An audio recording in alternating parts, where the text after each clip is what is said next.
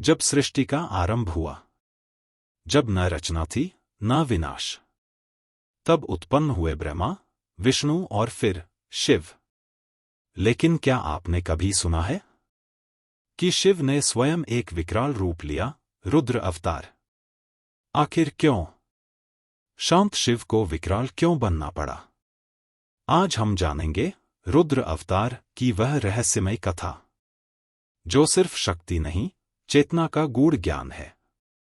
शिव पुराण में वर्णित है, जब ब्रह्मा जी ने सृष्टि रचना प्रारंभ की, तो उन्होंने देखा कि सृष्टि में गति तो है, लेकिन ऊर्जा नहीं। रचना हो रही थी, लेकिन चेतना नहीं थी। तब उन्होंने भगवान विष्णु से परामर्श किया, और दोनों ने शिव से प्रार्थना की। शिव ने उत्तर दिया, जब तक तुम रचोगे, मैं सहार करूंगा, लेकिन चेतना लाने के लिए मुझे अपने भीतर से रौद्र को प्रकट करना होगा। शिव ने अपनी तीसरी आंख खोली, और उसी से उत्पन्न हुए रुद्र। रौद्र रूप, जो सहार, गति, चेतना और विकरालता का प्रतीक है। रुद्र केवल विनाश नहीं, बल्कि जीवन के संतुलन की अग्नि है। उनके प्रकट होते ही ब्रह्मा ने उन्हें कहा, तुम मेरी रचना को गति दो, लेकिन संतुलन के साथ।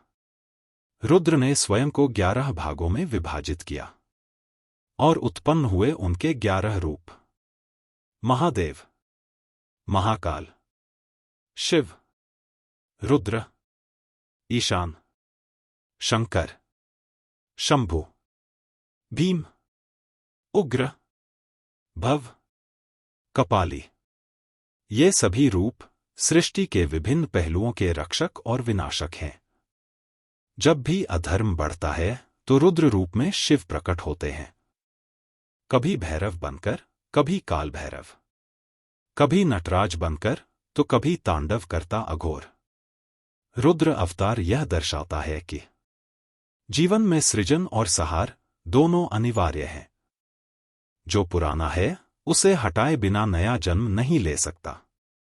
रुद्र केवल विध्वंस नहीं करते, वो भीतर की गंदगी, अज्ञान और अहंकार का अंत करते हैं।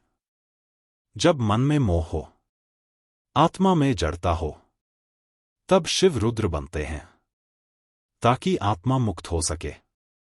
रुद्र अवतार सिर्फ एक पौराणिक घटना नहीं, बल्कि यह हमारे भीतर की यात्रा का संकेत है। जब हम अपनी सीमाओं को तोड़ते हैं, अपने भीतर के अंधकार को नष्ट करते हैं, तो हम स्वयं रुद्र के मार्ग पर होते हैं। शिव ने जब रुद्र रूप लिया, तो उन्होंने चेतना को गति दी।